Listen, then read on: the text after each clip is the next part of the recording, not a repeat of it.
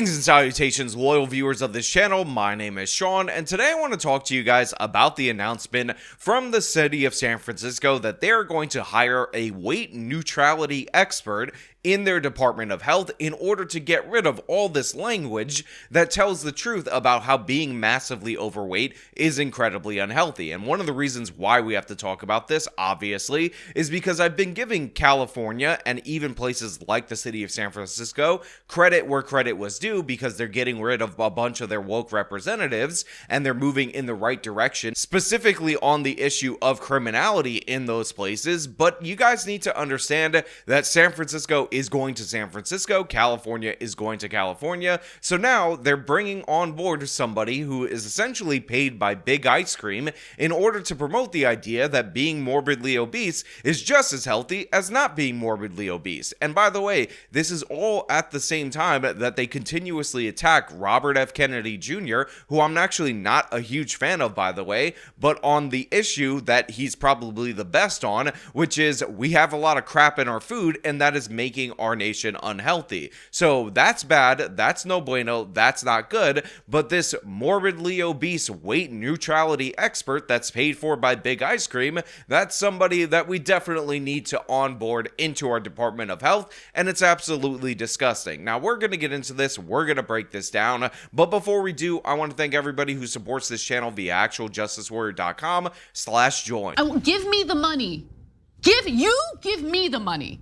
Okay. So the person we're going to focus on here is somebody called Virgie Tovar, and she is the author of a book called You Have the Right to Remain Fat, and she has published other works on fat positivity and body acceptance. She announced on her Instagram that she was hired to consult for the department, calling the collaboration a dream come true. Now, this is a self-described anti-weight-based discrimination expert, and she will be consulting on weight stigma and weight neutrality. Now, I'll talk more about her, but I think it's important for you to hear her in her own words so you can understand exactly what kind of person this is. Hi, my name is Virgie Tovar, and I'm the author of You Have the Right to Remain Fat, as well as a few other books on fat positivity and body acceptance.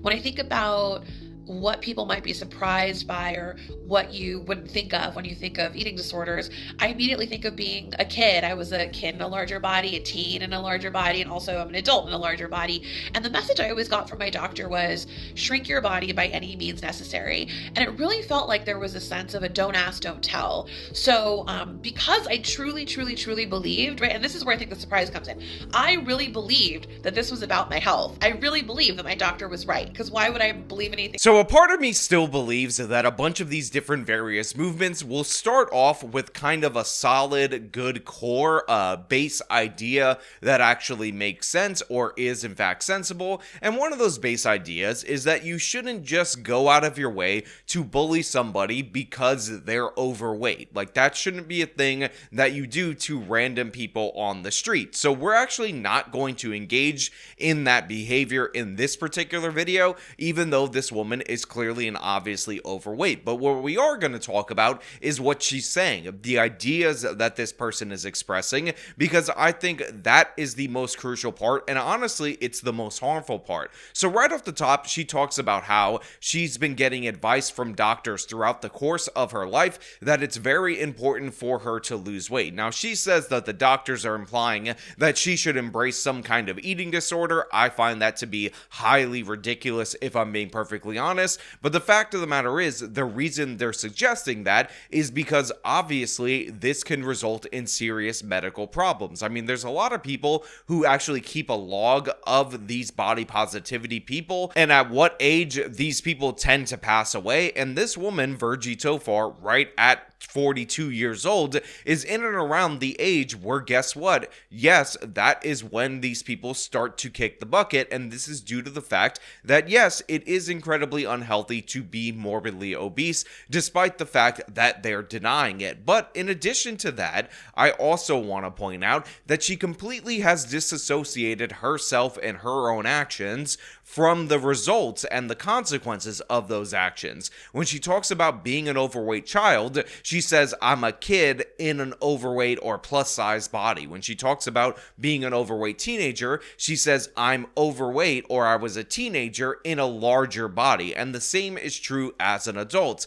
And one of the things that I think is more crucial to highlight, rather than the negativity associated with you just bullying people for being overweight, is the fact that these people are completely disassociated from the outcomes in their own life. They take no personal responsibility at all whatsoever. And obviously, when you look at this person, when you look at how much weight she has gained over the course of the years, she is responsible for those actions. And again, on her Instagram, she is promoting all these different various ice cream companies. There's a Washington Examiner article about how she's sponsored by one of them. So she's essentially being paid by these companies that produce food that can result in people being overweight if they don't consume them moderately, and saying, have that extra cake slice, have that extra scoop of ice cream, don't worry about it. And I find it to be disgusting in every possible way. In addition to that, I will also point out that we could end up in a situation where this woman is promoting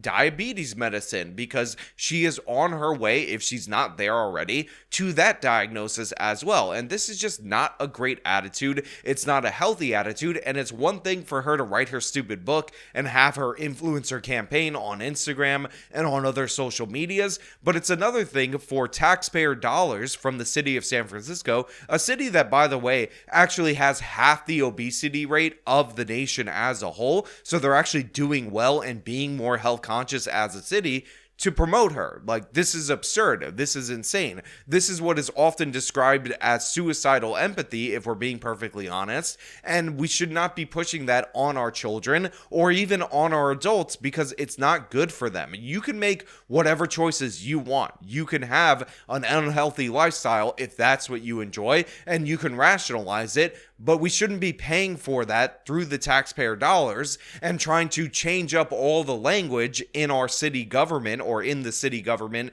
of San Francisco in order to cater to these people. I mean, one of the things that I often point out and laugh about when it comes to the left is that they seem to think that when you have a legitimate problem, a better solution than solving that problem is to just change the language around the discussion of that problem, because somehow that's going to make it go away. But if you want to hear more from this woman or don't want to hear more from her, guess what? I got more clips for you. Diets and diet culture could not exist without fat phobia. So what is fat phobia? A form of bigotry that says that fat people are inferior, bad, and ugly. A lot of people don't realize that fat phobia is a form of bigotry. We kind of think that our attitudes towards fat people are based on concerns about health. So this right here is a mashup from the Daily Caller under their DC Short segment, and if you want to watch it for a laugh, I definitely recommend you check it out in its entirety. It will be linked in the description of this video, like all the sources for all my videos, despite the fact that you guys don't find them and somehow blame me for that. Fat people actually have less access to meaningful participation in society. I never thought to blame fat phobia, the bigotry ideology that positions fat people as inferior. I only ever blamed myself. Fat phobia is an actual legitimate form of discrimination. But the reason I like this particular mashup from the Daily Caller is because she is constantly and repeatedly using the language of discrimination to describe the treatment of overweight people throughout the course of our society. And she even says that the idea that overweight people are not beautiful is a form of this discrimination. It aligns with other types of discrimination, like around race or gender or any number of marginalized identities. Our current cultural attitude is that the solution to fat phobia is for fat people to become thin people. And I just want to point out a couple of things about this, because we've highlighted this on this channel multiple different times, and it's also reflective of the immaturity of the American people sometimes, because essentially what a bunch of these different movements want to do is piggyback off of the civil rights movement, piggyback off of the idea of racial discrimination against Black Americans based on features that they could not control, the color of their skin, and try to apply that wildly inappropriately to all these other different various categories. The fact of the matter is, you being overweight is something that you could change in the overwhelming majority of cases. It's not something that people should just hate you for out of hand. I'm not saying anybody should be cruel to you or anything of the sort. In fact, I'm saying the opposite. You should probably not be cruel to people randomly on the streets for anything, let alone their weight, but the fact is, being black or being a minority is something that you cannot change. It is an innate characteristic, and the idea that we would take this unjustified discrimination from our past and apply it writ large to a bunch of different behaviors that have negative consequences to them is ridiculous and absurd, and honestly should be offensive to people who actually went through discrimination at any point in time in the United States of America. Now, you know me, I will call out race hustlers and all these different various people for pushing the idea of evil white racism around every corner and how it negatively impacts every aspect of black people's lives. I'll also call out people who say that black people just can't succeed in the United States of America and their lack of success writ large is due to evil white racism. But the fact of the matter is, they would be more likely to face unjustified discrimination than somebody who's overweight not being found attractive. And by the way, maybe I'm a little bit bothered by this because this person describes herself as a Latina, so she's using the embrace of half of my family, the Latin half of my family, in order to push her extra victim status. But the fact is, she's overweight because of the choices that she makes, and rather than actually working towards a goal, this person is deciding that she needs to change how everybody else sees the world. She needs to change your perception of beauty because you're the problem rather than her. And honestly, I thought we were pushing back against this a lot in our culture. We saw Victoria's Secret kind of go back to the aspirational brand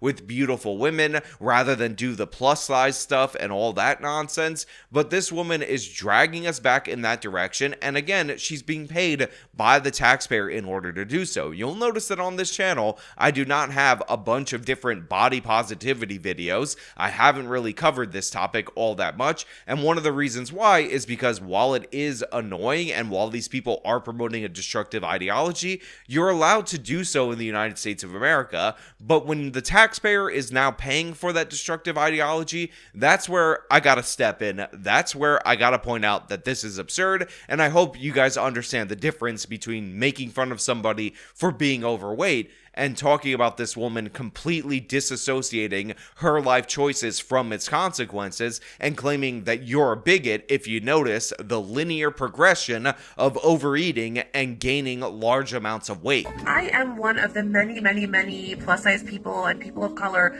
who didn't get the eating disorder diagnosis or treatment that they needed because of things like bias inherent to the way that eating disorders are diagnosed currently. There's a lot of ways in which thinness and fitness become a stand-in for whiteness and masculinity and like heterosexuality. So they have an image of her holding up a sign saying this is what a feminist looks like, and honestly, that is unfortunately very true in the United States of America. Not all the time, but on average, they tend to look a certain way. There tends to be an indicator that will let you know everything this person believes about politics, and then she goes into this idea that, oh, thinness, and it's a code word for masculinity and white supremacy and all of that, and I just want to point out that minorities, specifically black people and Latino people, are more overweight, more obese than white people in the United States of America. But if you were to be a white supremacist, if you were to be an evil white racist, the last thing that you would want to do is have these people lose weight and live longer. Conversely,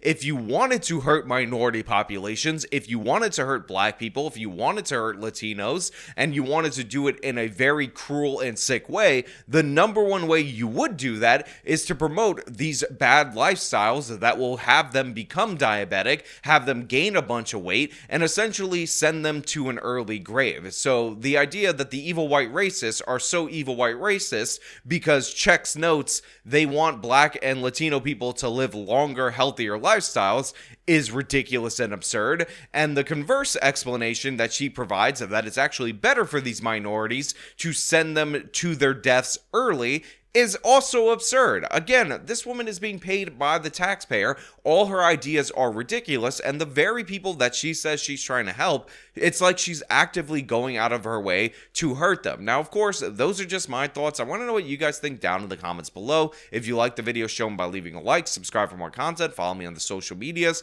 support me via the support links in the description of this video. This has been me talking about the craziness of body positivity and the city of San Francisco. Till next time.